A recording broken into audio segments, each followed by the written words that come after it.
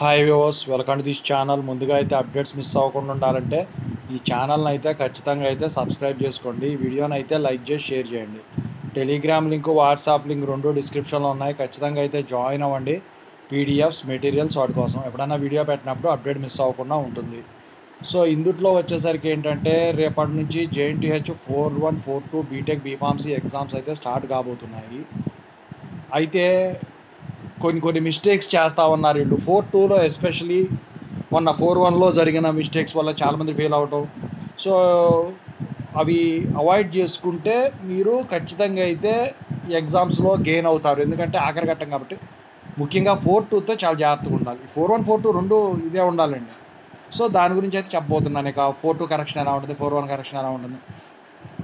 అయితే ముందుగా అయితే ఇన్స్టాగ్రామ్ లింక్ కావాలంటే డిస్క్రిప్షన్లో ఉందండి. దాంట్లోకి వెళ్ళి డౌట్స్ పెట్టండి. ప్రతిరోజు తెలుగు ఇంజనీరింగ్ ఎడ్యుకేషన్లో డౌట్స్ వీడియో పెడుతున్నా.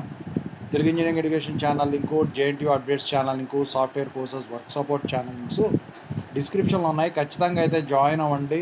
ఖచ్చితంగా సబ్స్క్రైబ్ చేసుకుని మీకు ఉపయోగపడుతుంది. టాపిక్లో వెళితే ఏంటంటే చాలామంది చేసేది, సో 4-2ను కూడా ఇంతకుముందు సెమిస్టర్స్ లాగా రాస్తారు.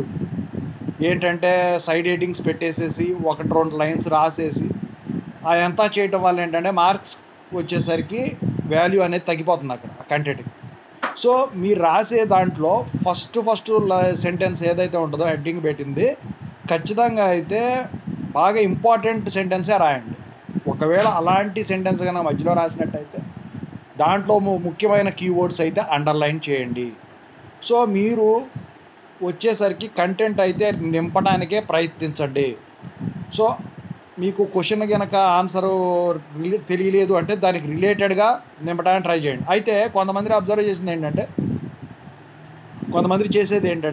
కొంతమంది రాస్తూ ఉన్నారు, నా హాల్ టికెట్ నెంబర్ ఇది, సో నన్ను పాస్ చేయండి, నాకు ఇంటర్నల్స్ మార్క్స్ ఇన్ని ఉన్నాయి అని చెప్పేసి. సో JNTH వాళ్ళు కొన్ని మాల్ ప్రాక్టీస్ కేసెస్ కూడా రిలీజ్ చేశారు. రూల్స్ ఏంటంటే అలా రాస్తే దాని మాల్ ప్రాక్టీస్ కింద పక్కన పడేస్తారు. ఎందుకంటే ఇవాళ వచ్చేసరికి ఆన్లైన్, ఆఫ్లైన్ రెండూ జరుగుతున్నాయి. అయితే ఆఫ్లైన్ వాళ్ళు అయితే పేపర్ వాల్యుయేషన్ చేసేవాడు చూసుకుంటాడు. కానీ ఆన్లైన్కి వచ్చేసరికి ఏంటంటే స్కాన్ చేస్తారు కాబట్టి అక్కడ ఎగ్జామినేషన్ బ్రాంచ్ వాళ్ళు స్కాన్ చేసేటప్పుడు ప్రతి పేపరు స్కాన్ చేస్తారు కాబట్టి మీ హాల్ టికెట్ నెంబర్ చూసినా, మిమ్మల్ని పాస్ చేయాలని రాసినా, మీకు ఇంటర్నల్స్ ఇన్ని ఉన్నాయని చూసినా హాల్ టికెట్ నెంబర్తో పాటు ఇంకా వచ్చేసరికి మీ పేరు, మీ డీటెయిల్స్, మీ ఫోన్ నెంబర్ ఇలా రాసినట్టయితే దాన్ని మాల్ ప్రాక్టీస్ కేసు కింద తీసి స్కానింగ్ చేసిన పక్కన పడేస్తారు. -3 వస్తుంది మీకు రిజల్ట్లో, ఇంటర్నల్స్ చూపించినా కూడా. అవి చేయొద్దు. ఇక వచ్చేసరికి ఏంటంటే మీరు ఎక్కువ శాతం నాకు తెలిసి 4-2లో కోర్ సబ్జెక్టులు వాళ్ళైతే డయాగ్రామెటిక్ సబ్జెక్ట్స్ ఉంటాయి. CSE వాళ్ళకైతే ప్రోగ్రామెటిక్, ఇలాంటి సాఫ్ట్వేర్ ఇంజనీరింగు ఇలాంటి సబ్జెక్ట్స్ ఉంటాయి. సో దానికి అనుకూలంగా మీరు ఎగ్జామ్ రాస్తేనే ఇది అవుతారు. అది 4-1 అనుకోండి. మొన్న JNTH 4-1 జరిగిన దాంట్లో ఏంటంటే ఎక్కువ మంది ఓవర్ కాన్ఫిడెన్స్కి పోయి అన్నిటికీ కూడా ఒకటే ఆన్సర్ రాసి వచ్చారు. ఎక్కువ శాతం మంది చెప్పింది అదే. సో దానివల్ల ఏంటంటే చాలామంది కూడా ఫెయిల్ అవడం జరిగింది. ఇంటర్నల్స్ ఉన్నవాళ్ళు ఫెయిల్ అయ్యారు, ఇంటర్నల్స్ లేని వాళ్ళు కూడా ఫెయిల్ అయ్యారు. బీఫార్మసీతో పోల్చినట్టే బీటెక్ ఎక్కువ శాతం ఇచ్చేసారని చెప్పేసి అందరూ అంటూ ఉన్నారు. అయితే మీరైతే నెగ్లిజెన్స్ చూపించినట్టయితే ఎగ్జామ్ రైటింగ్లో, లేకపోతే ఒకే క్వశ్చన్కి రకరకాల క్వశ్చన్స్కి ఒకటే ఆన్సర్ రాసి ఇచ్చినా కూడా ఆ పద్ధతి అయితే మార్చేసుకోండి.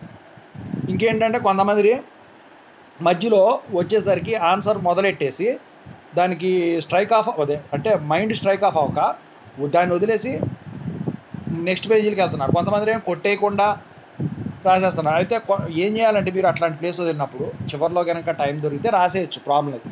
ఒకవేళ అప్పుడు కూడా దొరకకపోతే వదిలేస్తారు కాబట్టి దాన్ని ఏం చేస్తారంటే స్ట్రైక్ చేసి స్ట్రైక్ ఆఫ్ బై మీ అని పెట్టేసి turn over to next page అని పెట్టండి. కంపల్సరీ నెక్స్ట్ పేజ్ అంటే ఆ పేజ్ నెంబర్ ఎక్కడైతే మీరు కంటిన్యూ చేశారో అక్కడ. ఎందుకంటే వీళ్ళు ఆఫ్లైన్ పేపర్ వాల్యుయేషన్ అయితే వాడు మొత్తం చూస్తాడు. ఆన్లైన్కి వచ్చేసరికి స్కానింగ్ చేస్తున్నారు కదా, స్కానింగ్ చేసేటప్పుడు ఏమవుతుందంటే అక్కడికి అయిపోయింది అనుకొని వీళ్ళు బయట లాస్ట్ పేజ్ నెంబర్ కూడా వేయకుండా వస్తున్నారు కొంతమంది. అప్పుడు ఏంటంటే వాడు స్కానింగ్ చేసేవాడు ఓహో ఇక్కడికి అయిపోయింది కావచ్చు అని చెప్పేసి అక్కడికే స్కానింగ్ ఆపేసేసి పెట్టిన దాఖలాలు కూడా ఉంటాయి. సో చేయొచ్చు అలా. అలా జరిగిందని నేను చెప్పను, కాకపోతే ఖచ్చితంగా అలా జరగటానికి ఛాన్స్ ఉంటుంది. మరి వాళ్ళు బుక్లెట్ పైన లాస్ట్ పేజ్ నెంబర్ ఇచ్చారు.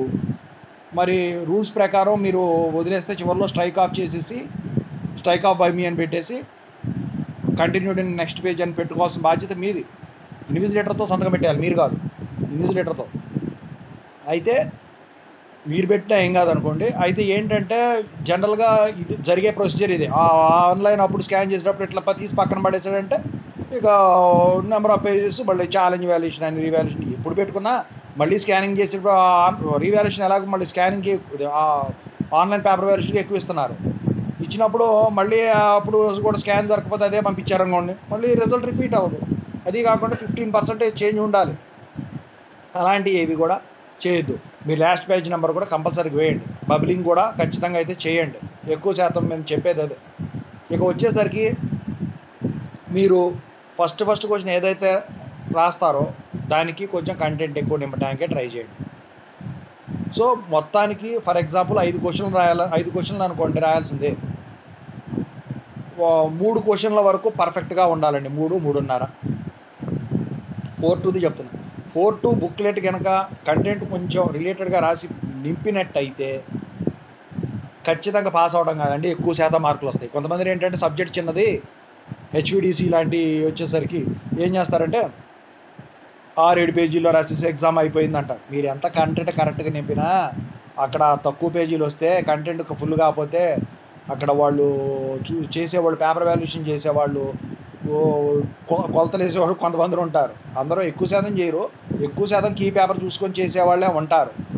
ఓకేనా. డయాగ్రామ్ కనుక గీసినట్టయితే పెన్సిల్తోనే గీయండి, దాని కింద ఫిగర్ పేరేంటో చెప్పండి, దానికి పార్ట్స్ ఖచ్చితంగా క్లియర్గా ఇండికేట్ చేయండి. సో ఫిగర్ సగం అయిన తర్వాత రాలేదంటే దానికి రిలేటెడ్గా గీయండి, పార్ట్స్ మాత్రం కరెక్ట్గా ఇండికేట్ చేయండి. మీరు ఎప్పుడు కూడా ఫిగర్ పార్ట్స్ అయితే ఖచ్చితంగా బై హార్ట్ చేసేసేయండి. బొమ్మ మైండ్లో ఫిక్స్ అవ్వాలి, వాటి బాడీ పార్ట్స్ కంఠస్థమై ఉండాలి, బై హార్ట్ చేసి ఉండాలి. ఓకేనా. సో అలా ఉంటే మీరు ఈజీగా చేయగలుగుతారు. అదే ప్రాబ్లమేటిక్ రాసేసి 4-2 ఎక్కువ ఉండకపోవచ్చు, ఉంటే కనుక తక్కువ ఉంటాయి కాబట్టి ఆ ఫార్ములాస్ అవి రాసుకోండి, థియరీ నింపడానికి ట్రై చేయండి. ఎక్కువ శాతం అడ్వాంటేజెస్ అప్లికేషన్స్ చూసుకోవడానికి ఉండండి, ఎందుకంటే 4-2లో ప్రాజెక్ట్ ఉంటుంది కాబట్టి అప్లికేషన్స్, అడ్వాంటేజెస్, డిసడ్వాంటేజెస్ మీదే ఎక్కువ క్వశ్చన్స్ ఉండడానికి ఛాన్స్ ఉంటుంది, అది ఏదైనా కానివ్వండి. ఇక ప్రాజెక్ట్ మైండ్ సెట్ని తీసేసేయండి, just do as it is. అయితే ఇంకో వీడియో 1 డే బ్యాటింగ్ ఎలా చేయాలో వీడియో చేస్తానండి ఖచ్చితంగా మీకు ఈవినింగ్ కల్లా. సో ఎందుకంటే ఎవరో ప్రిపేర్ అవ్వకుండా ఉంటారు కదా, 4-2 పర్టికులర్గా 4-2 1 డే బ్యాటింగ్ ఎలా సబ్జెక్టుకు ముందు, దాని గురించి అయితే నేను ఖచ్చితంగా అయితే మీకు వీడియో చేసి ఈవినింగ్ లోపు మీకు వస్తుంది. Stay tune for more updates. Anyway ఎవరైతే ఎగ్జామ్స్ రాస్తున్నారో రేపటి నుంచి I wish all the best all of you. Thank you so much. Have a nice day. Prepare అవ్వండి.